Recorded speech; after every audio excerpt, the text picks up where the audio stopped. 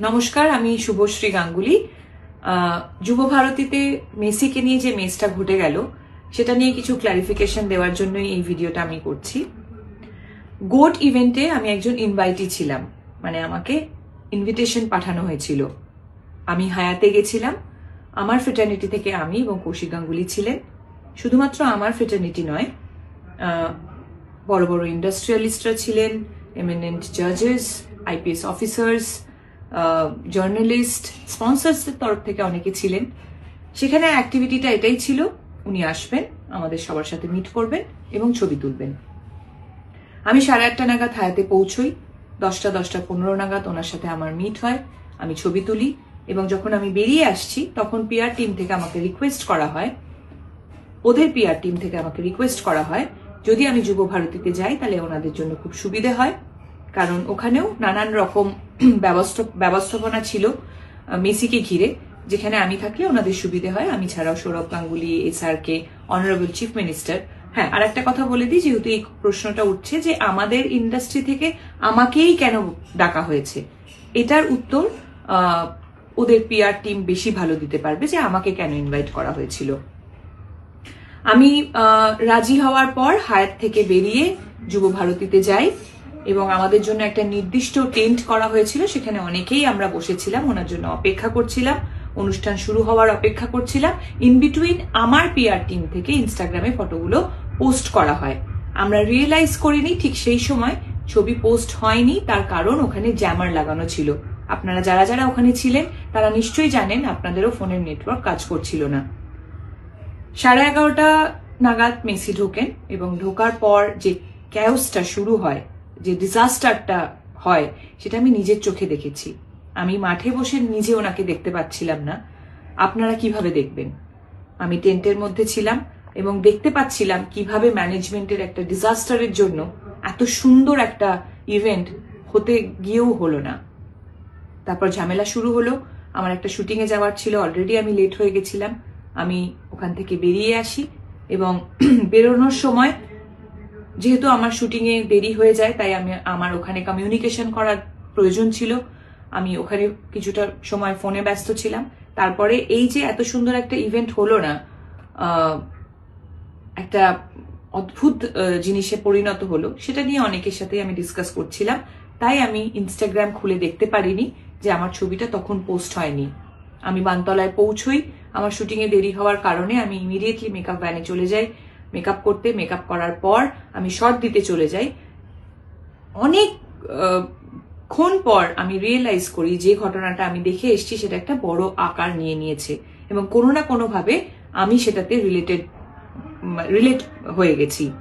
যখন আমি ইনস্টাগ্রাম খুলি তখন আমি রিয়েলাইজ করি যে আমার ছবিটা জাস্ট কিছুক্ষণ আগে শেয়ার হয়েছে, পোস্ট হয়েছে টেকনিক্যাল গ্লিচের জন্য, এবং এটা প্রচুর জায়গায় অলরেডি শেয়ার হয়ে গেছে। এখানেই আমার ঘটনা শেষ। তারপর থেকে শুরু হয় আর একটা ঘটনা, সেটা হলো আমাকে নিয়ে ট্রোল করা, অকথ্য ভাষায় গালাগালি, আমাকে একটা প্রোপাগান্ডা বানিয়ে, আমাকে একটা অবজেক্ট বানিয়ে, মানে আপনারা এমন একটা সিচুয়েশন ক্রিয়েট করলেন যেন মনে হলো মেসি যখন মাঠে ঢুকেছে আমি ওনাকে ঘিরে দাঁড়িয়েছিলাম একা, আমি ওনার সাথে ছবি তুলছিলাম সেলফি নিয়ে। বলতে পারবেন কি আপনাদের ভিউ, আপনাদের ভিশন কোনোভাবে আমি ব্লক করেছি? আমি কি মাঠে কোথাও ছিলাম? আমার কি দোষ যে আমাকে ইনভাইট করেছিল, আমি হায়াতে গিয়ে ওনার সাথে ছবি তুলেছি, সেটা দোষ?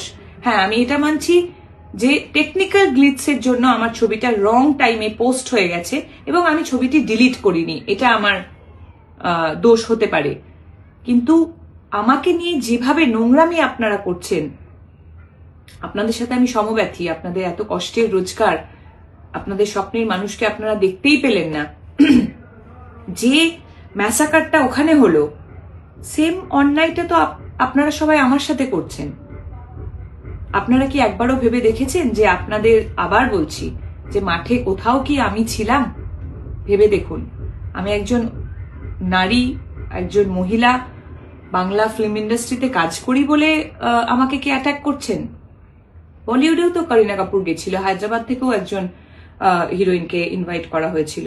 শাহরুখ খান কি আসেননি ছবি তুলতে? আমার কিসের দোষ?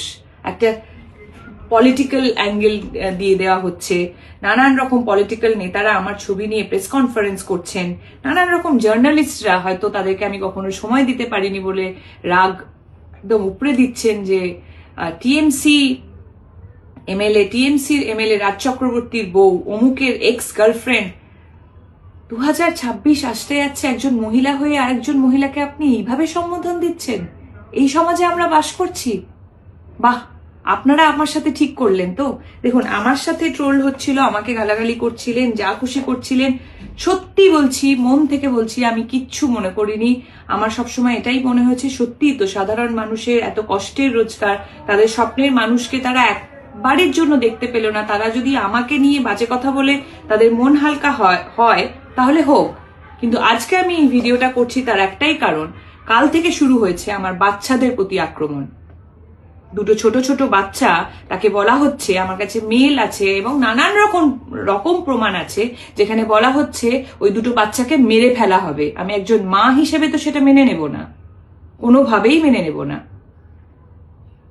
আমি তো একজন পলিটিশিয়ান নই, আমি একজন অ্যাক্ট্রেস। আমার ভুলটা কোথায়? আবার বলছি, আমি কি মাঠে কোথাও ছিলাম? আপনাদের ভিশন আমি ব্লক করেছি? আমার বাচ্চাদের ওপর কেন আসছে? আপনারাও কিন্তু ইকুয়ালি অন্যায়টা করে ফেলেছেন, এটাই বলবো।